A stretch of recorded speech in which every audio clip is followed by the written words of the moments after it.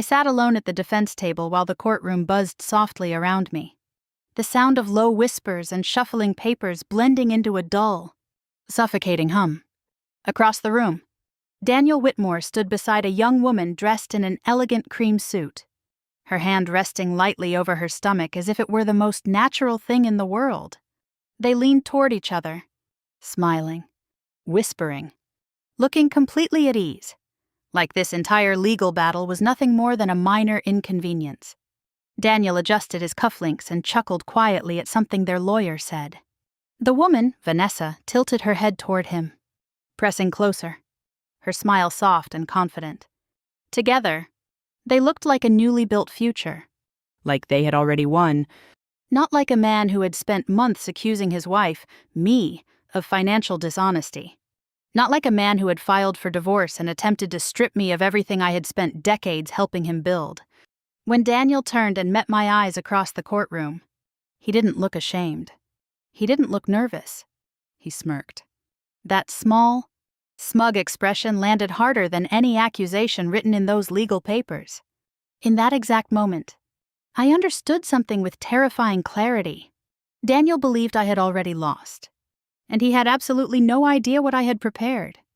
The courtroom door closed behind the judge with a sharp, echoing sound that cut through the quiet conversation like a blade.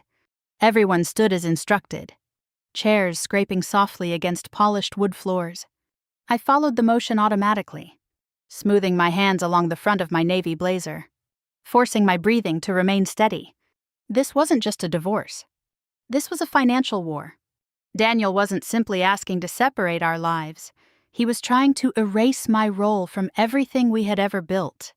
His legal filing claimed that I had mismanaged company funds, acted irresponsibly, and placed emotional decisions ahead of financial stability.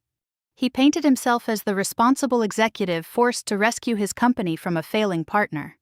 A failing partner. That was how he described me now, the woman who had stood beside him for more than 3 decades. The judge took her seat, and the room fell into a heavy silence. I folded my hands together on the table, keeping my posture straight. Calm mattered now. Every movement mattered. Across the aisle, Daniel leaned back in his chair as if he were settling into a business meeting instead of a courtroom battle. His posture was relaxed, confident, practiced. He wore the same expression he used during investor presentations, the one that convinced people to trust him with millions.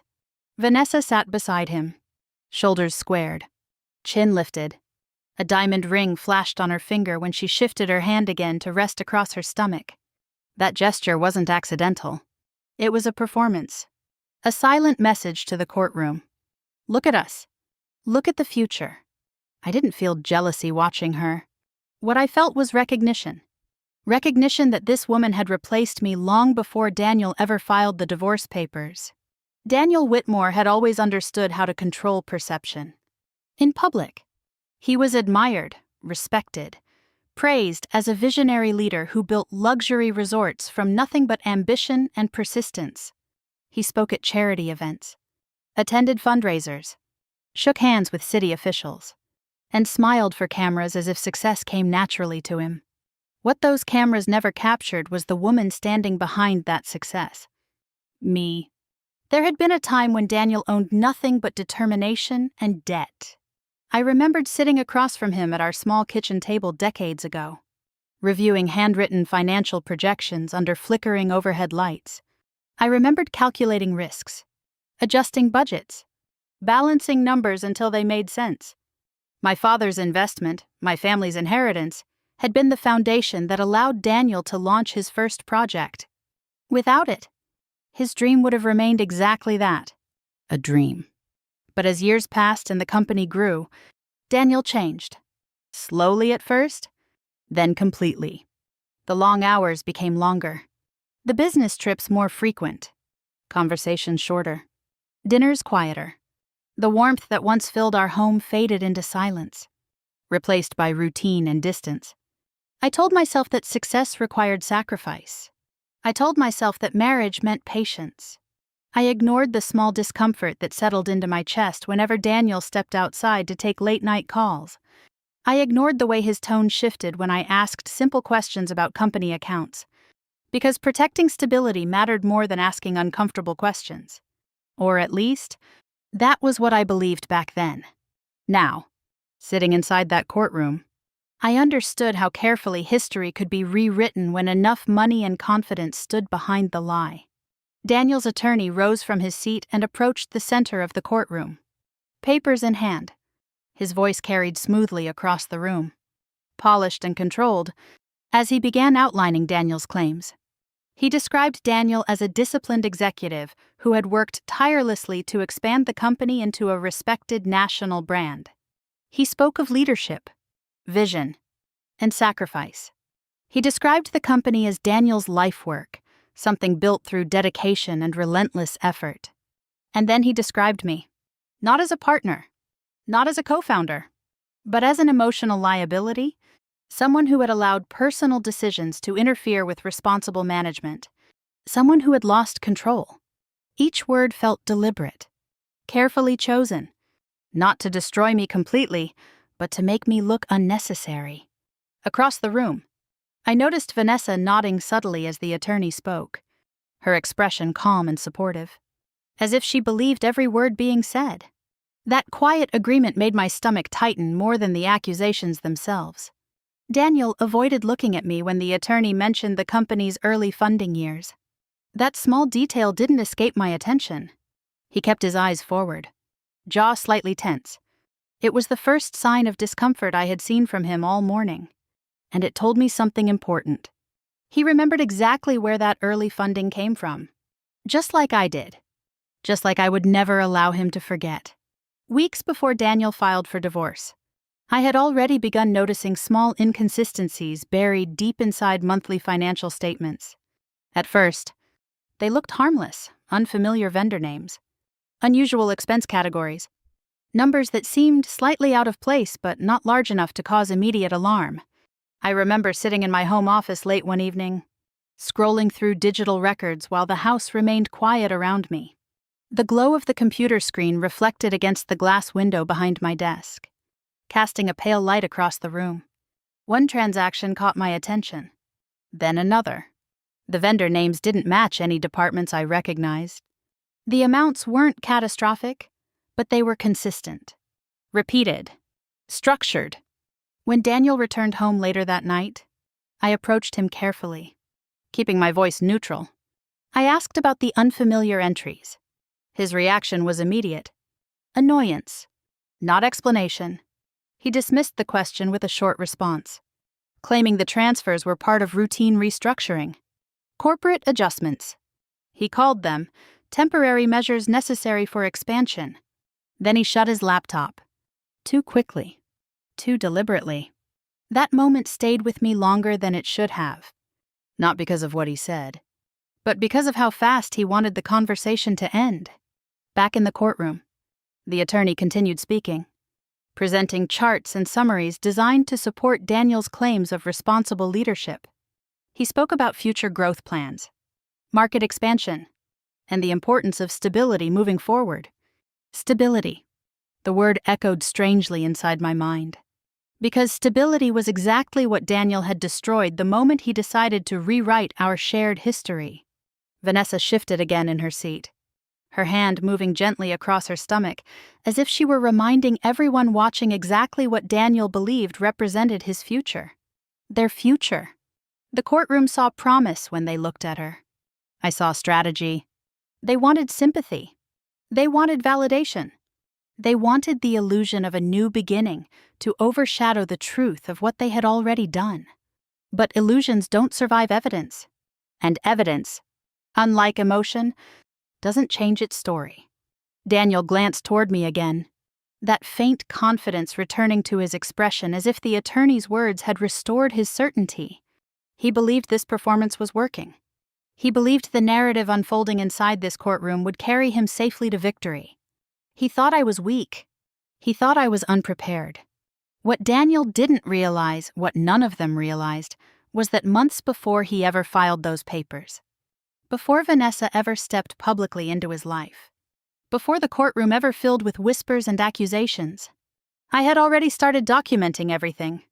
Every transaction, every irregularity, every unexplained movement hidden beneath polished financial reports. And the first piece of evidence proving Daniel Whitmore's deception was already sitting inside my lawyer's briefcase. Waiting. Daniel's attorney moved with the confidence of a man who believed every eye in the room belonged to him. He adjusted the stack of papers in his hands and began speaking again, his voice smooth and steady, filling the courtroom with carefully polished words that sounded almost convincing if you didn't know the truth hiding beneath them. He described Daniel as a disciplined executive who had sacrificed personal comfort to build a company that supported hundreds of employees. He spoke of leadership, responsibility, and vision, painting a portrait of a man devoted to growth and stability. According to him, Daniel had been forced into this divorce not out of cruelty, but necessity, because of me. Because I had allegedly become reckless with company finances. Because I had allowed personal feelings to interfere with professional judgment. Because I had grown emotionally unstable. Each accusation landed like a carefully placed stone, building a wall between my reputation and the truth I carried quietly inside me. Across the room, Vanessa sat upright beside Daniel, nodding occasionally as if she were witnessing a story she fully believed. Her hand rested across her stomach again, slow, deliberate, visible. It wasn't subtle anymore. It was intentional. A performance meant to invite sympathy from strangers who knew nothing about what had truly happened behind closed doors. I didn't interrupt. I didn't react. Instead, I listened, not to defend myself, but to understand exactly how far Daniel was willing to go to rewrite our history. Because this wasn't about saving our marriage anymore. This was about survival. It became painfully clear that Daniel wasn't simply divorcing me, he was attempting to erase me. Erase my contributions. Erase my ownership. Erase the truth that my family's money had built the foundation beneath his empire. As his attorney continued speaking, I noticed something subtle but important. Daniel avoided looking at me when the conversation shifted toward the company's early years, the years when every dollar mattered and every decision carried risk. He stared straight ahead, jaw tight, fingers resting too still against the table. That detail didn't escape me, because Daniel only avoided eye contact when something made him uncomfortable. And discomfort meant vulnerability.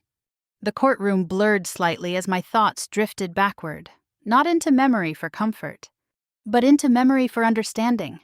Nearly 18 months before Daniel filed for divorce, I had been sitting alone in my home office reviewing the monthly financial reports. The room was quiet except for the faint hum of the air conditioner and the soft clicking of my keyboard as I scrolled through line after line of numbers. At first, nothing appeared alarming. Then I noticed a vendor name I didn't recognize. It wasn't unusual for companies to expand vendor relationships. Growth required flexibility.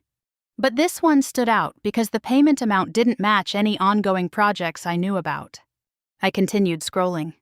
Another unfamiliar vendor appeared. Then another. Each payment large enough to matter, but not large enough to trigger immediate alarm. That was what made it dangerous.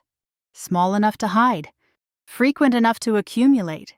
Later that evening, when Daniel returned home, I approached him casually while he loosened his tie in the kitchen. I kept my voice neutral, careful not to sound accusatory. "Daniel, can you explain these vendor payments?" I asked, turning my laptop toward him. He barely looked at the screen. Just one quick glance. Then irritation crossed his face, sharp and immediate. "They're routine restructuring expenses," he said. His voice clipped. "Corporate adjustments. You wouldn't understand the full structure." That response lingered longer than the explanation itself. Not because of what he said, but because of how fast he dismissed the conversation. He shut his laptop seconds later. Too quickly. Too deliberately. As if closing the conversation mattered more than clarifying the truth. That moment planted the first real seed of doubt. Not loud. Not dramatic. Just quiet discomfort settling into the corners of my mind. In the weeks that followed, Daniel's behavior began changing in ways that felt small at first, but became impossible to ignore. He started stepping outside to answer phone calls late at night. Not once, not twice, repeatedly. Each time lowering his voice as soon as I entered the room. Each time ending conversations abruptly when I approached. One night, I walked into the living room unexpectedly and saw him standing near the back door. Phone pressed tightly to his ear. He froze when he noticed me. His expression shifted just for a second. Then he ended the call. Immediately. Too quickly. And right there. In front of me. He opened his phone and deleted the call record. That moment stayed with me longer than any explanation he offered afterward. Because people only erase records when they're afraid of being discovered. Still, I tried to justify his behavior. I told myself business expansion created stress. I told myself successful companies required complex restructuring. I told myself trust mattered more than suspicion.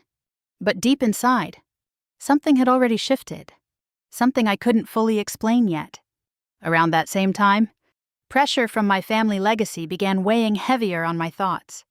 The company Daniel proudly claimed as his achievement had originally belonged to my mother, a small hospitality operation she built from the ground up with relentless determination. When Daniel entered my life, he entered that business too. Together, we expanded it, but its foundation had always belonged to my family. That truth mattered more than Daniel ever acknowledged publicly. One afternoon, while reviewing older files stored in my office cabinet, I found a faded shareholder agreement signed years earlier. My mother's handwriting filled the margins, small notes written in blue ink, reminders about transparency and accountability. One line caught my attention more than the others. A handwritten warning. Always confirm every signature, even from those you trust.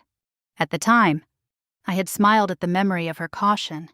Now, sitting in the courtroom while Daniel's attorney continued describing his version of events, that memory felt different, heavier, more urgent. Across the aisle, Vanessa leaned slightly toward Daniel and whispered something into his ear. He nodded faintly. The movement subtle but unmistakable. Their closeness didn't surprise me anymore. What unsettled me was how naturally they behaved, how confident they appeared in a future that had been built from betrayal.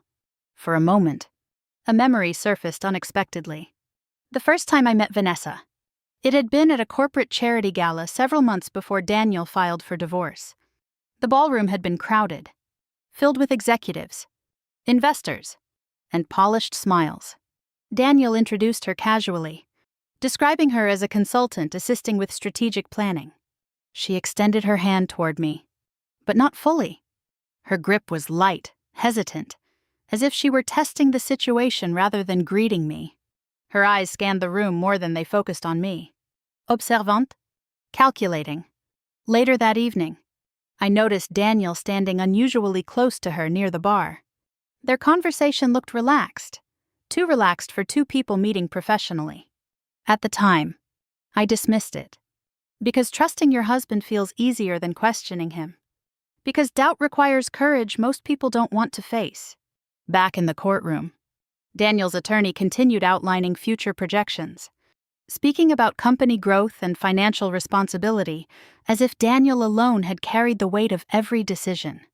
Vanessa shifted again, resting her hand gently across her stomach.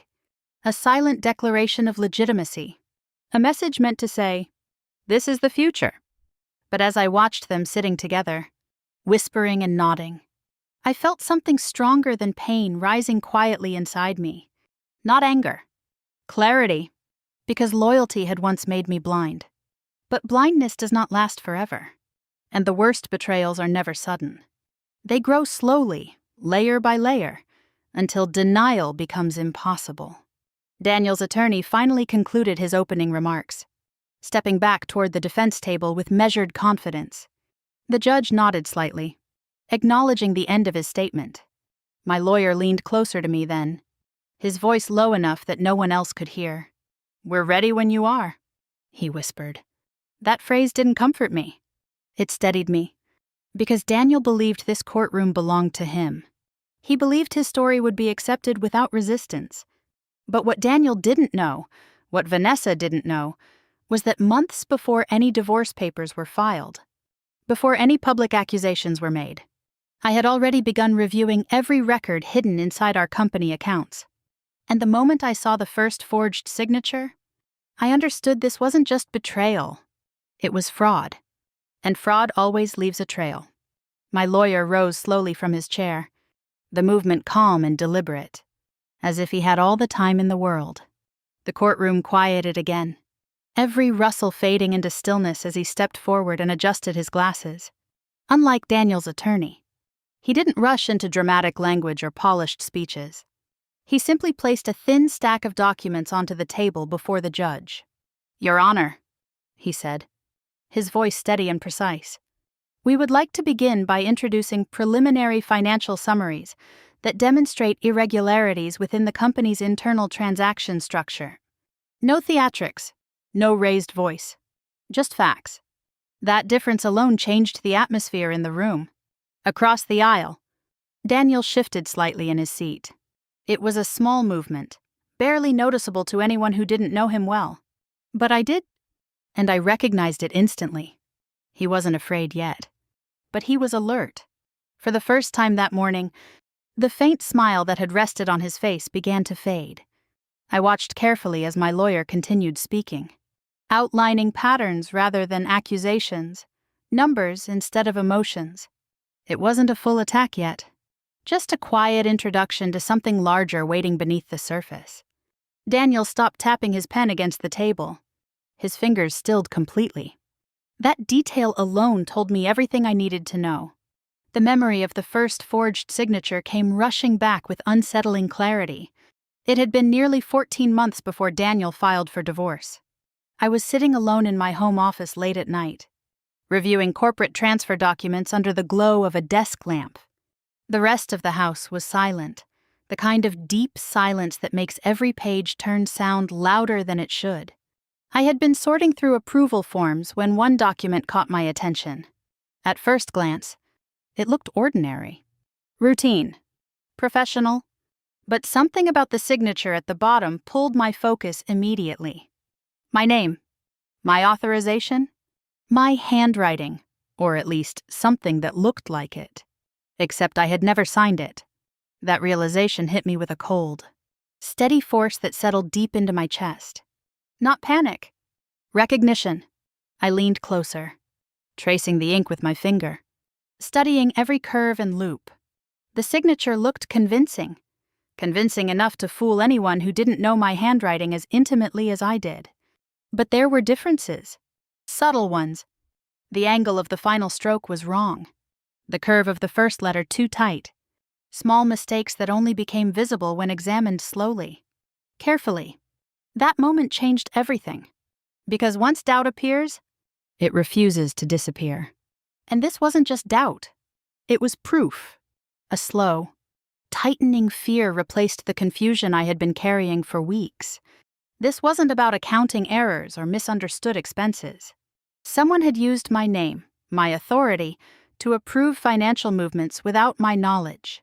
And whoever did it had access. Direct access. To internal systems.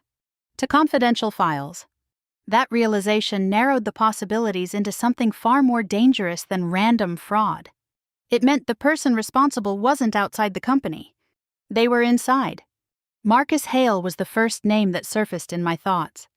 He had been with the company longer than most executives. He worked closely with both Daniel and me, overseeing operational logistics across multiple departments. Years earlier, he had even worked alongside my mother when the company was still small enough to run from a single office building. Marcus knew everything. Every system. Every workflow. Every approval process. At the time, I trusted him completely. But thinking back now, certain memories began shifting into sharper focus. There had been moments, small ones, when Marcus behaved differently. Conversations that ended too quickly. Answers that felt polished instead of honest. I remembered the day I asked him casually about recent vendor transfers. He had smiled, answered smoothly, changed the subject within seconds. Too smoothly. That memory lingered in my mind longer than I wanted it to. Not because it proved guilt, but because it introduced possibility. Shortly after discovering the forged signature, I approached Daniel directly inside his office. I kept my voice calm, steady, careful not to sound accusing. "Did you authorize these transfers?" I asked, placing the document on his desk. For a fraction of a second, he froze. Most people wouldn't have noticed it, but I did. Then irritation replaced surprise, sliding into place like armor. "They're part of restructuring," he said quickly. "Standard adjustments. Nothing you need to worry about." His tone wasn't reassuring. It was defensive. When I asked to review supporting documentation, his reaction sharpened. "That information is confidential," he said. "You don't need access to every operational detail." That refusal changed something inside me. Not loudly, not dramatically, just quietly. Because transparency had never been a problem between us before. Not until now. Back in the courtroom, my lawyer placed a chart onto the judge's desk, a visual summary of transaction patterns. Not the full evidence yet, just a glimpse of structure, enough to raise questions without revealing everything. The judge leaned forward slightly, studying the material with careful attention. Daniel shifted again. Vanessa leaned closer toward him, whispering something under her breath. Her confidence didn't look as effortless anymore. It looked rehearsed, like someone trying to maintain control over a situation slipping slowly out of reach. For the first time since the hearing began, I sensed uncertainty forming across their side of the room. Not panic, not collapse, just discomfort. And discomfort was always the beginning of unraveling. A memory of my mother surfaced unexpectedly, her voice calm and firm as she sat across from me years earlier, reviewing contracts late into the night. "Never sign anything you haven't read twice," she told me once. "And never trust appearances more than records."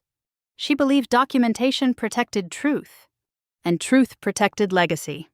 That memory carried new meaning now, because the forged signature proved something undeniable.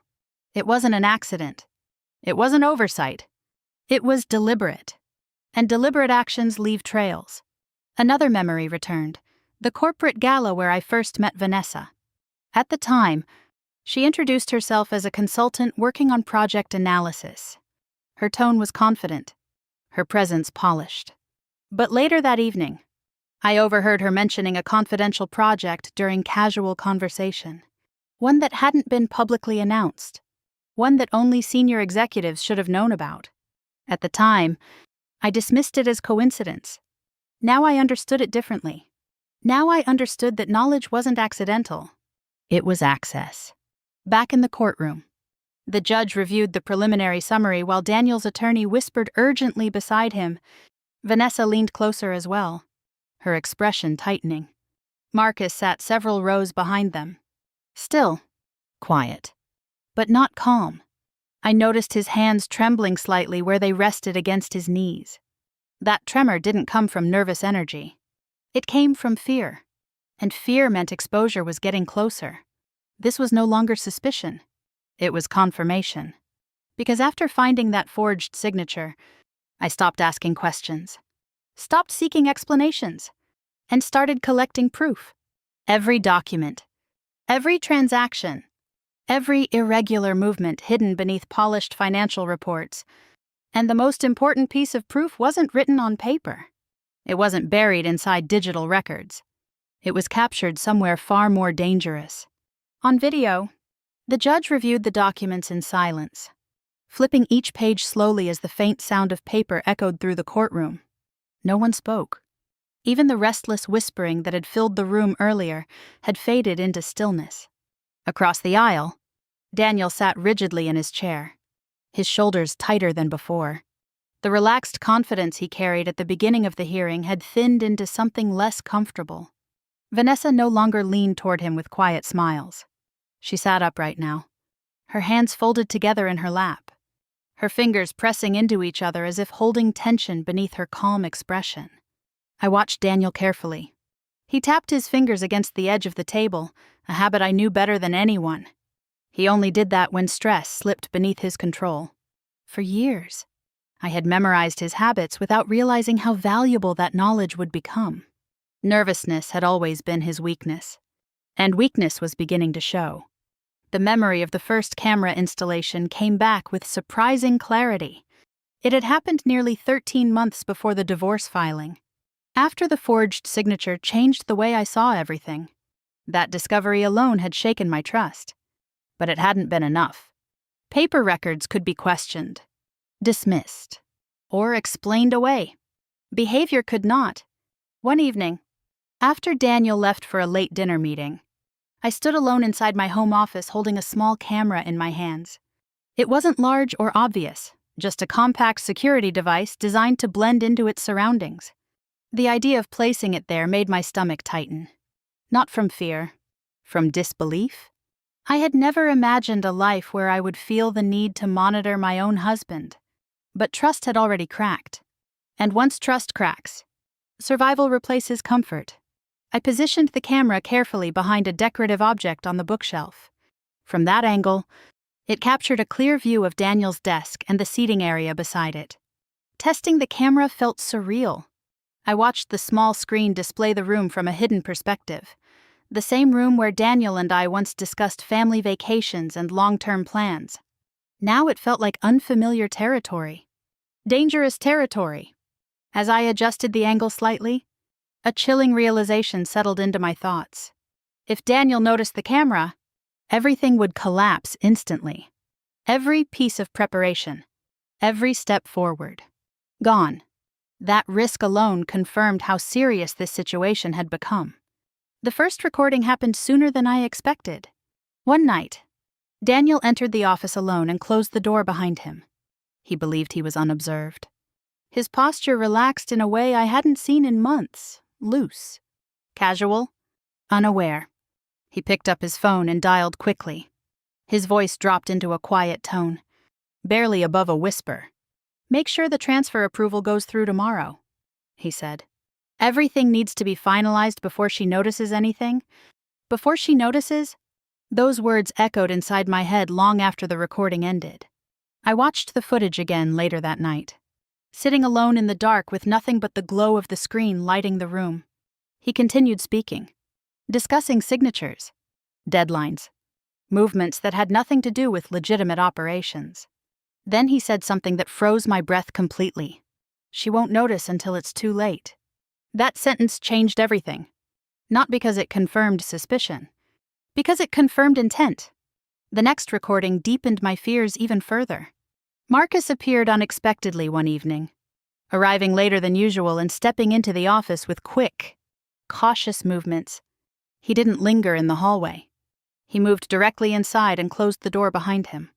Both men spoke quietly, their voices low enough to suggest secrecy even without hearing every word. Marcus handed Daniel several documents. Daniel reviewed them quickly, flipping pages with growing impatience.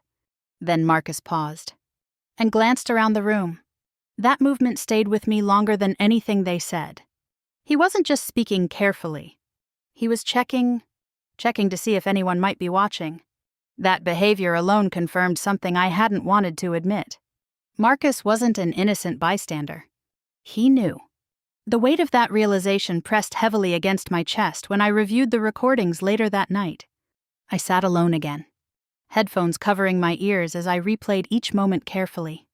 Watching Daniel and Marcus together felt like watching strangers. Not business partners, not trusted colleagues, strangers.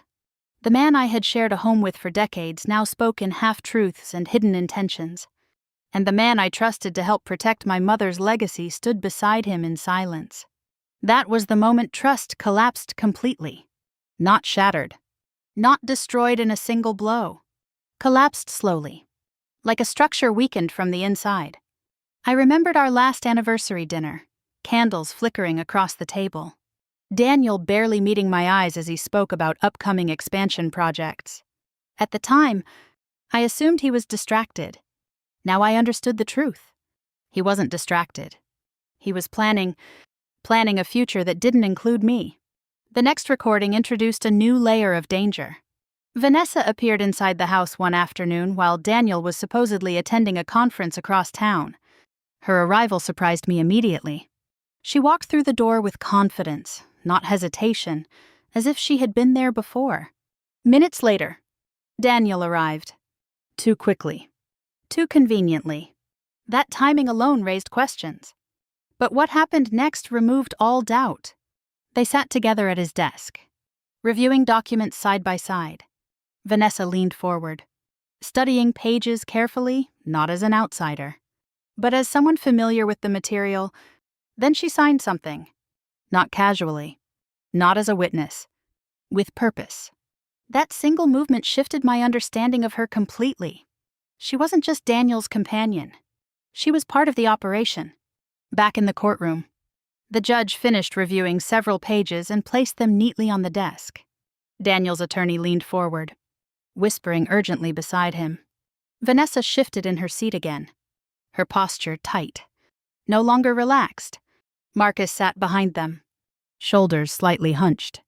Watching him now felt different, less uncertain, more revealing. The truth had begun surfacing, even if it hadn't been spoken aloud yet. Fear was settling into their movements, and fear changes behavior. After reviewing the recordings months earlier, I had contacted an independent forensic consultant, someone with no ties to Daniel or the company. Trusting internal systems felt impossible by then. Too many connections, too many hidden loyalties. The consultant listened carefully as I described what I had discovered. Then he said something that stayed with me. "If they realize what you have," he warned, "they will move quickly to erase anything that exposes them." That warning reshaped my entire approach. Evidence wasn't just valuable, it was fragile. And fragile things needed protection. Back in the courtroom, the judge called for a short recess. Chairs shifted. People stood. Daniel leaned toward Vanessa and whispered something urgently. She nodded, her face pale beneath carefully applied makeup. Marcus remained seated, still, but not calm. As I stood from my chair, stretching my legs slightly, I glanced in his direction. For a brief moment, Marcus looked directly at me, and in that instant, I saw something unmistakable in his expression. Fear. Real fear. The kind that appears when secrets begin unraveling. That tremor in his hands told me more than any document ever could. Because fear meant vulnerability, and vulnerability meant collapse was getting closer. What none of them realized, not Daniel, not Vanessa, not Marcus, was that the most dangerous recording I had collected wasn't made inside our home. It wasn't captured in that office. It had been recorded somewhere far more exposed. Inside the company itself, the judge called for a brief recess, and the courtroom loosened into quiet movement as people stood, stretched, and whispered in low voices. Papers shuffled, chairs slid across the polished floor, and the tight silence broke into nervous murmurs. Daniel rose immediately, guiding Vanessa toward the far side of the room where their attorney waited. They spoke closely, heads tilted together, their movements tense and controlled. From a distance, they still tried to appear composed, but the smooth confidence they carried earlier had begun to crack. Marcus remained seated behind them. That alone caught my attention. He didn't follow Daniel. He didn't speak to anyone. He simply sat there, shoulders slightly hunched, wiping his palms slowly against the front of his pants. I stood from my chair and turned slightly in his direction. For a moment, Marcus glanced up and our eyes met. Only for a second.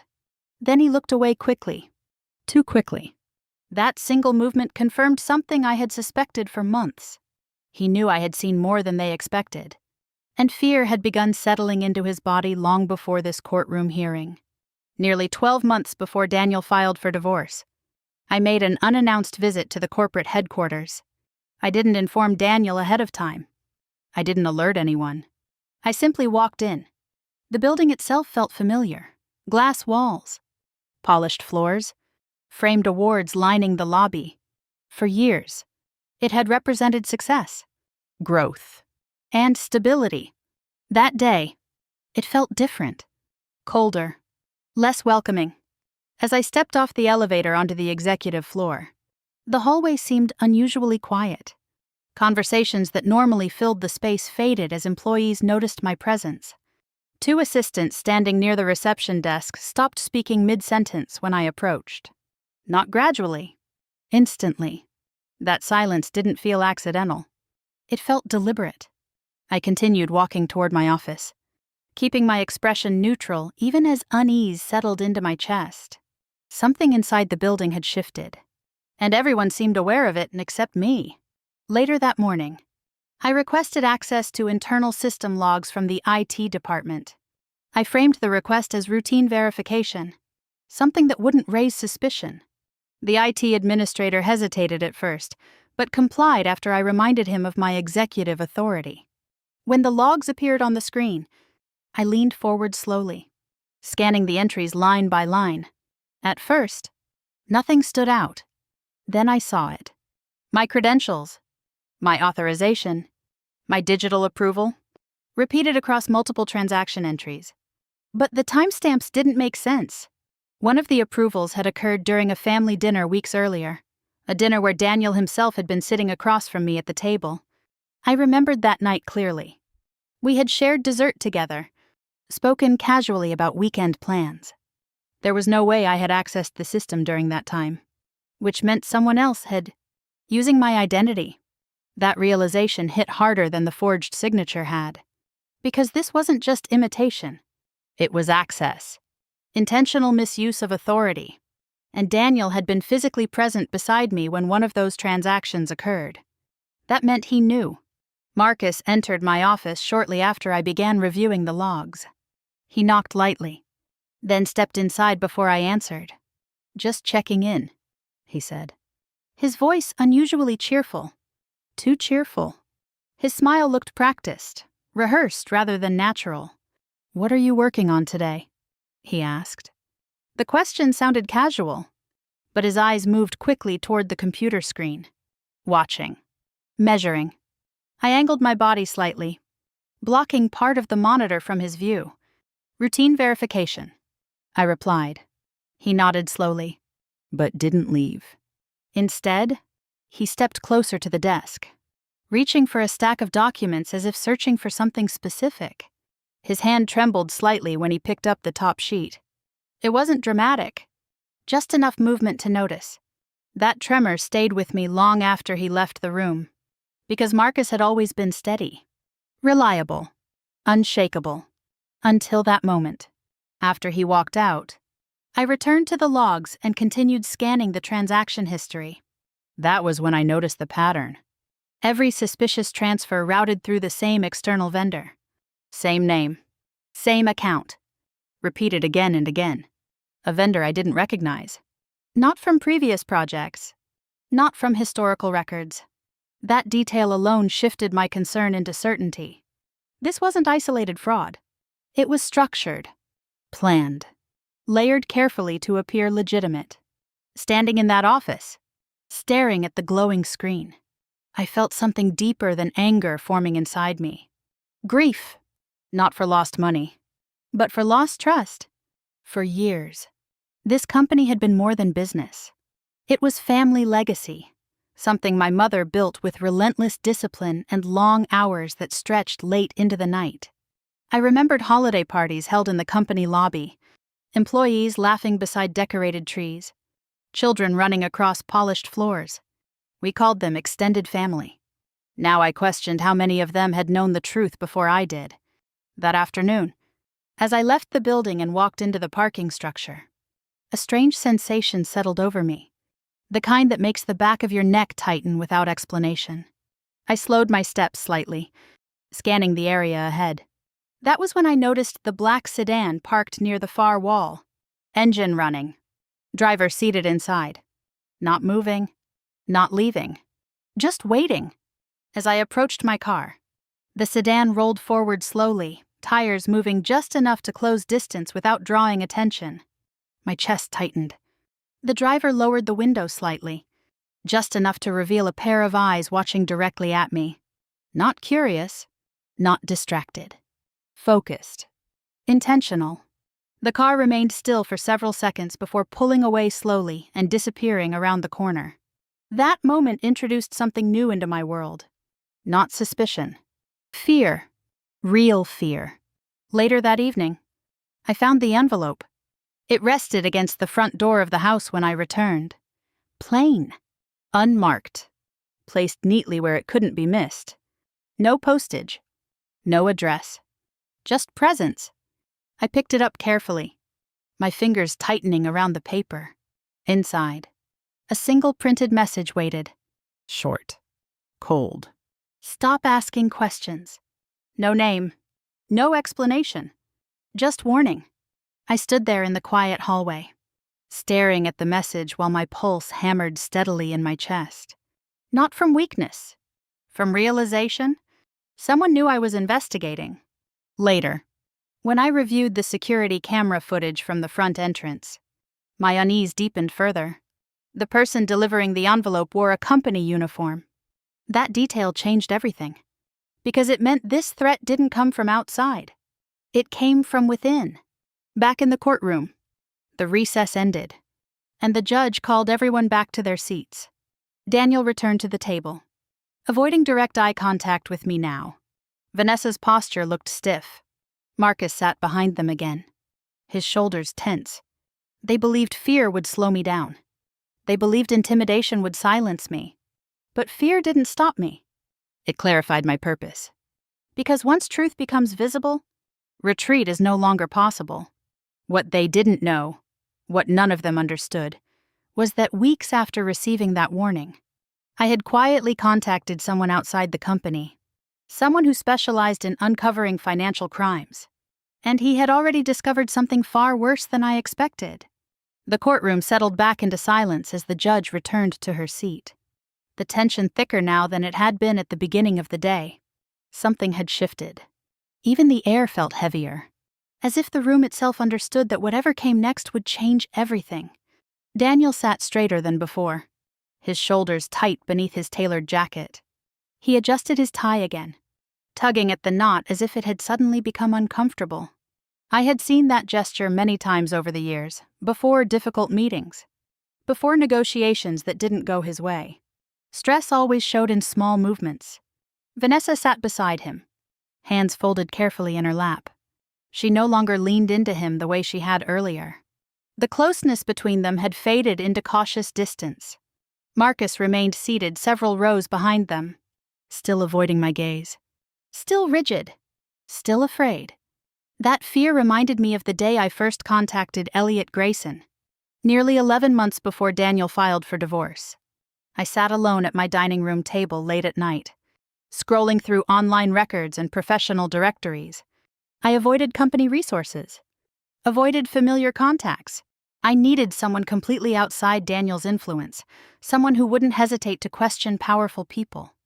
That search led me to Elliot, a forensic financial analyst known for uncovering corporate embezzlement cases that most auditors failed to detect. His reputation carried quiet authority, not flashy, not loud, but precise. When I called his office, my voice felt steadier than I expected. We arranged a private meeting 2 days later. His office was small and minimal, nothing like the grand executive spaces I was used to. No decorative awards on the walls. No elaborate furniture. Just files stacked neatly across a large desk and a single framed certificate hanging behind him.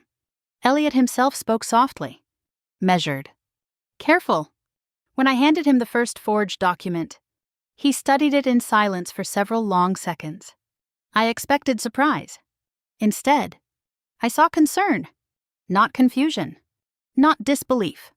Concern? That reaction unsettled me more than any spoken words. "Have you noticed other irregularities?" he asked quietly. I nodded. Too many to count. He didn't rush into conclusions. He didn't dramatize what I had found. Instead, he began tracing patterns, moving funds across multiple records, following digital trails hidden beneath layered transactions. What he discovered next changed the entire scale of the situation. The funds weren't just moving between internal accounts. They were routed outward, through shell companies, multiple ones, each designed to hide the origin of the money, each carefully structured to appear legitimate. When Elliot showed me the transaction chain on his screen, My chest tightened as realization settled deeper into my mind. This wasn't sloppy accounting. This wasn't restructuring. This was laundering. Deliberate, calculated, and dangerously sophisticated. One detail stood out immediately. A consulting firm name buried inside the transaction network. Vanessa's firm. The same company she casually mentioned during that gala months earlier. Seeing that connection erased any remaining doubt. She wasn't an outsider. She wasn't an innocent companion. She was part of the structure. I remember sitting silently in Elliot's office, staring at the glowing screen as he traced the movement of funds from one account to another. Layer after layer. Like peeling back walls designed to hide something rotten beneath polished surfaces. At that moment, I realized something else. This divorce had never been about separation. It had been about control. Daniel didn't just want distance from me. He wanted ownership. Complete ownership. Of the company. Of the legacy. Of everything my family built before he entered our lives. Memory after memory began reshaping itself in my mind. Past conversations that suddenly carried new meaning. Daniel's insistence on restructuring. His repeated claims that expansion required temporary adjustments. Temporary. That word now sounded like deception dressed as logic. Elliot leaned back slightly in his chair after reviewing another set of documents. "There's more," he said. His voice remained calm, but the weight of his words settled heavily inside my chest. He opened another file and rotated the screen toward me. Inside, a list of payment authorizations appeared, small amounts distributed over time, routed indirectly through vendor contracts. At first glance, they seemed insignificant, routine. But Elliot explained the pattern carefully.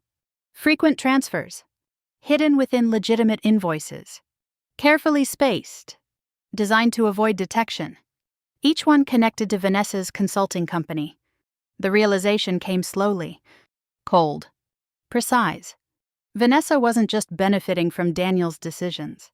She was infrastructure. Part of the system itself. One particular authorization drew Elliot's attention. A digital timestamp created using Daniel's private login credentials, routed through Vanessa's company account. Proof. Not speculation. Not theory. Proof of collaboration. That moment solidified everything. This wasn't betrayal born from emotion. It was strategy. Calculated. Methodical. And dangerous. Elliot closed the file briefly and looked directly at me. "What you're describing isn't just internal mismanagement," he said carefully. "This has the potential to trigger criminal investigation." Criminal? That word carried weight heavier than anything I had heard so far. Because criminal meant consequences beyond divorce. Beyond company ownership. Beyond personal revenge. "Have they realized you're reviewing records?" he asked. I hesitated. "I don't think so," I answered. He studied my expression carefully. "If they do," he continued, "they may attempt to destroy records or intimidate anyone involved."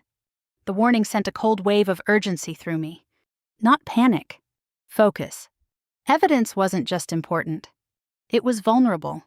"If we continue," Elliot added, "you'll need to secure copies of everything. Multiple locations. Independent storage." That suggestion confirmed what I already feared. This situation had grown beyond quiet suspicion. It had entered dangerous territory. Back in the courtroom, Daniel's attorney shifted forward, speaking quickly to challenge portions of the preliminary summaries. His tone carried more urgency now than earlier, sharper, less polished, defensive. The judge listened carefully but requested additional documentation. Verification. Proof. Vanessa leaned toward Daniel, whispering urgently. He nodded in response. But the movement lacked confidence. Marcus looked pale, his hands clasped tightly together as if trying to steady himself. Watching them now, I sensed something new rising beneath the tension. Instability. Not complete collapse, but movement toward it. Months earlier, after reviewing the financial chains with Elliot, I authorized him to prepare a full forensic report, not partial summaries, not fragments, but complete documentation tracing every transaction step by step. Every transfer, every signature, every hidden connection. Truth would not depend on memory. It would depend on evidence. As Elliot finalized the report, he paused briefly, reviewing the final section. "There's one more connection," he said quietly. Something in his tone made my chest tighten instantly.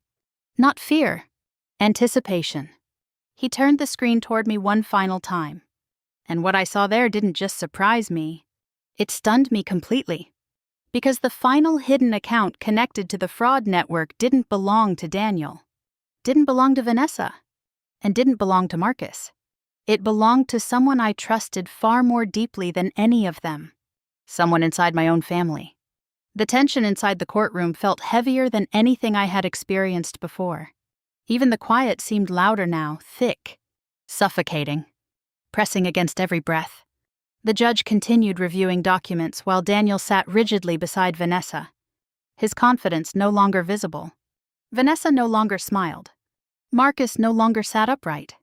And Daniel kept glancing behind him, toward Marcus. That detail caught my attention immediately. For years, Daniel had always controlled every situation with steady confidence. He never looked for reassurance, never checked on others. He expected loyalty, not uncertainty. But now, he looked uncertain. And uncertainty meant fear had entered the room. Marcus sat several rows behind them, shoulders tense, his head slightly lowered. Sweat gathered along his temple despite the cool temperature inside the courtroom. He wiped his forehead once, then again, each movement more restless than the last. Watching them now, I saw something unmistakable. Cracks. Not loud, not obvious, but spreading. The memory of Elliot's office returned with startling clarity, nearly 10 months before Daniel filed for divorce. I sat across from Elliot while he opened a thick folder filled with financial records. The room was quiet except for the faint rustle of paper as he carefully separated one section from another. He didn't rush, didn't dramatize the moment. He simply slid a single page toward me. "Look here," he said. I leaned forward slowly, my eyes scanning the document. At first, I didn't recognize what I was seeing. Just another account number, another transaction line, another name printed in black ink. Then recognition hit. Sharp. Instant. The name listed on that account belonged to my younger brother, Thomas Avery. My chest tightened so quickly it felt like the air had been pulled from the room. My hands stiffened against the table as disbelief spread through my thoughts. Thomas. Not Daniel. Not Vanessa. Not Marcus. Thomas. The same brother who had stood beside me at family gatherings. The same brother who helped manage certain estate details after our mother passed away. The same brother I trusted to protect our family's legacy when grief made everything feel unstable. Seeing his name there shattered something inside me. Not loudly. Not violently. Just quietly, like glass cracking beneath pressure. I remembered childhood holidays. Laughter echoing through our mother's house. Thomas teasing me across dinner tables while we shared stories late into the night.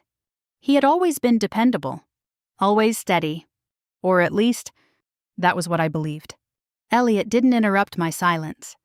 He waited, allowed the truth to settle. This account, he explained carefully, has received multiple routed transfers connected to the same shell network we traced earlier.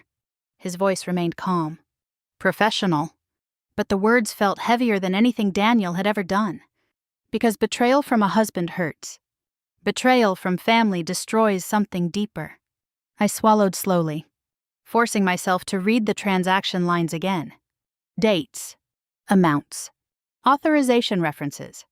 Each one aligned with the same fraudulent pattern we had uncovered. This wasn't accidental. This wasn't misunderstanding. This was coordination. Memory after memory began shifting in my mind. Moments I once dismissed as harmless suddenly carried new meaning.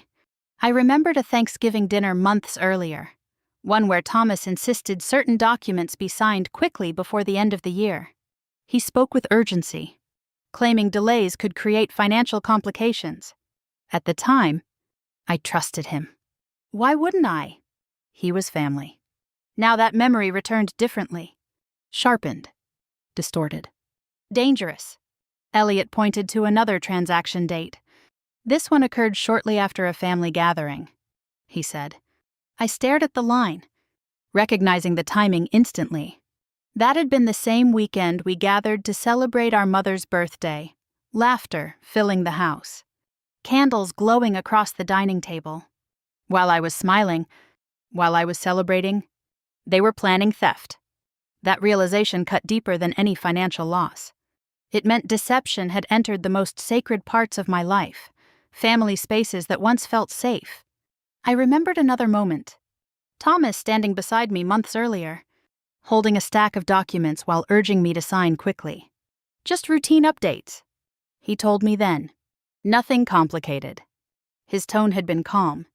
Too calm. Now I recalled a slight hesitation in his voice, a pause so small I ignored it at the time. That hesitation matched the same week the largest unauthorized transfer occurred. The timeline aligned perfectly. Pain settled heavily inside my chest. Not rage. Not fury. Grief. Because exposing Daniel felt necessary. Exposing Vanessa felt inevitable. But exposing my own brother? That felt like tearing apart the last piece of my childhood. I leaned back slowly in Elliot's office, staring at the evidence spread across the desk. For several long seconds, I said nothing. Did nothing. Just breathed. What happens if I stop now? I finally asked. Elliot studied me carefully. If you stop, he said, they keep everything. The answer came without hesitation. Without softness. Simple truth. That sentence removed the last trace of doubt inside me. Because this wasn't just about revenge anymore. It was about survival. Back in the courtroom, the tension felt almost visible now. Daniel whispered something sharply to his attorney while Vanessa avoided looking at Marcus entirely. Marcus looked physically ill. His hands trembled against his knees. And when he finally lifted his head, our eyes met again. This time, I didn't look away. Neither did he. For a brief moment, I saw something unmistakable inside his expression. Guilt. Not fear alone. Guilt. That realization steadied me more than anything else. Because guilt meant truth was already breaking through their defenses. Months earlier, after reviewing the evidence inside Elliot's office, I made the hardest decision of my life. I authorized him to include Thomas's involvement in the official report. No protection. No silence. No exceptions. Justice couldn't be selective. Truth couldn't be partial. If I allowed one lie to survive, all of them would remain hidden. Signing that authorization felt like losing my family for the second time. The first loss came when my mother passed away. The second came when I accepted that Thomas had betrayed everything she built. But inside that loss, something stronger formed. Self-respect. Strength. Clarity. Back in the courtroom, my lawyer opened his briefcase slowly, removing another stack of documents as the judge requested additional clarification. Daniel watched the movement carefully. Vanessa gripped the edge of the table. Marcus lowered his head completely now, unable to meet anyone's gaze. They believed this case was about divorce. They believed this case was about property. They were wrong, because the documents about to be placed before the judge wouldn't just divide assets. They would expose crimes. And once those crimes entered the courtroom record, nothing and no one would remain protected. My lawyer stood slowly, lifting the final stack of documents from his briefcase as the judge called the court back into order. The sound of the metal clasps snapping shut echoed softly in the silent room, drawing every eye toward our table. No one spoke. Even the air felt still. Daniel leaned forward slightly, his eyes locked on the documents in my lawyer's hands, as if he could stop them from reaching the judge simply by watching closely enough. Vanessa sat rigid beside him, her fingers curled tightly around the edge of the table. The confidence she carried at the beginning of the hearing had disappeared completely. What remained now looked fragile, uncertain. Marcus didn't move at all. He kept his head lowered, shoulders hunched forward, as if shrinking into himself might make him invisible. My lawyer stepped forward and placed the first set of documents directly before the judge. "Your Honor," he said calmly, "we are submitting the complete forensic financial analysis conducted by an independent investigator." The words landed quietly, but their impact filled the room. The judge opened the report slowly, flipping through the pages with careful attention. The soft rustle of paper sounded louder than anything else inside the courtroom. As she reviewed the documents, the shift in Daniel's posture became unmistakable. His jaw tightened. His shoulders stiffened. He swallowed once, a reflex he couldn't control. Across the aisle, Vanessa leaned toward him, whispering something urgently under her breath. He nodded faintly, but his movements lacked the certainty he once carried. For years, Daniel had controlled every room he entered. Now, this room controlled him.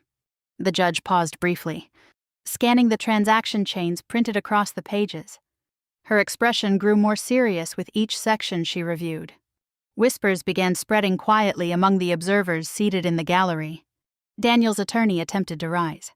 "Objection. Your Honor." The judge raised her hand before he could finish. "Sit down," she said firmly. The authority in her voice silenced the room instantly. Daniel leaned back slightly, his fingers tightening against the table as if he were bracing himself for impact. Vanessa shifted again, her breathing visibly shallow now. Fear had replaced confidence. Marcus wiped his forehead with the back of his hand, his movements slow and unsteady. For years, Marcus had been reliable, calm under pressure, trusted by everyone inside the company. Now he looked like a man watching his entire world collapse in slow motion. The judge turned another page, then another. Then she stopped. Her finger rested against a single line of text. A name. I knew exactly what she was looking at, even before she spoke it aloud. Thomas Avery. She read. The sound of my brother's name spoken inside that courtroom felt heavier than anything Daniel had ever done. A soft gasp echoed from somewhere behind me. Vanessa covered her mouth briefly, eyes wide. Daniel turned his head sharply toward Marcus, confusion and anger flashing across his face. Marcus didn't look up, didn't speak, didn't move. He remained frozen, trapped beneath the weight of truth finally reaching daylight. Hearing Thomas's name spoken aloud felt like reopening a wound I had carried silently for months. But it also did something else. It closed the wound. Because once truth is spoken publicly, it cannot be buried again. The judge continued reading, outlining the transfer routes, the vendor connections, the digital authorizations, each detail forming a chain impossible to deny. This court will require immediate review of all financial records associated with these accounts, she said firmly. These documents will be forwarded to federal authorities for further investigation. The words landed like thunder. Daniel attempted to speak. Your Honor. This is enough, the judge interrupted sharply. Her voice carried finality, authority, control. Daniel fell silent. For the first time since this battle began, he looked small, not physically, emotionally, like a man who realized too late that he had miscalculated everything. Vanessa stared straight ahead now, her face pale beneath carefully applied makeup. Marcus lowered his head even further. His hands clasped tightly together as if holding himself upright required effort. And me, I felt something I hadn't experienced in months. Relief. Not triumph. Not victory. Relief. The kind that settles deep into your chest when truth finally rises to the surface after being buried beneath fear and doubt. The judge concluded her remarks with firm instructions for continued investigation and temporary restrictions on company authority. Daniel could no longer claim control. Not yet. Not until every detail was reviewed. That single decision protected what mattered most. My family's legacy. My mother's work. Everything that had once felt threatened. As the courtroom prepared to adjourn, Daniel avoided looking at me entirely. The man who once commanded rooms now couldn't meet my eyes. Vanessa remained silent beside him. Marcus didn't move. Their silence spoke louder than any argument they could have made. When the judge dismissed the session, chairs shifted across the floor again. and the low murmur of conversation returned. But this time, it sounded different. Less confident. More uncertain. I stood slowly, gathering my belongings with steady hands. Walking out of the courtroom felt strangely calm, as if the weight I had carried for months had finally lifted from my shoulders. Outside, the cool air greeted me with quiet stillness. Clouds drifted slowly across the sky, allowing sunlight to break through in narrow beams that warmed the pavement beneath my feet. I paused at the top of the courthouse steps for just a moment, breathing, feeling, remembering. Justice doesn't erase betrayal. It doesn't rewind time, but it restores something deeper: dignity. For months, I believed revenge meant destruction, tearing apart the people who hurt me. Now I understood something different. Revenge, at its strongest, is truth. Truth that stands steady. Truth that refuses to be silenced. Truth that survives. I began walking forward, leaving the courthouse behind without turning back. Not because I had forgotten what happened, but because I no longer needed to carry it. If there's one thing this journey taught me, it's that silence never protects dignity. Truth does. Too many people stay quiet because they fear losing everything.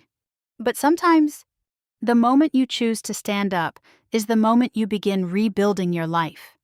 And if you've ever faced betrayal, if you've ever felt powerless inside your own story, I hope this one reminds you that patience, preparation, and courage can change everything. If this story resonated with you, share your thoughts below. Tell me what you would have done in my place. Your voice matters more than you think. And if stories about strength, justice, and standing back up after betrayal speak to you, stay here with us. There are more stories ahead. Stories that remind us none of us are alone in these battles. Because sometimes the strongest revenge isn't destruction. It's survival, and the quiet strength to keep walking forward.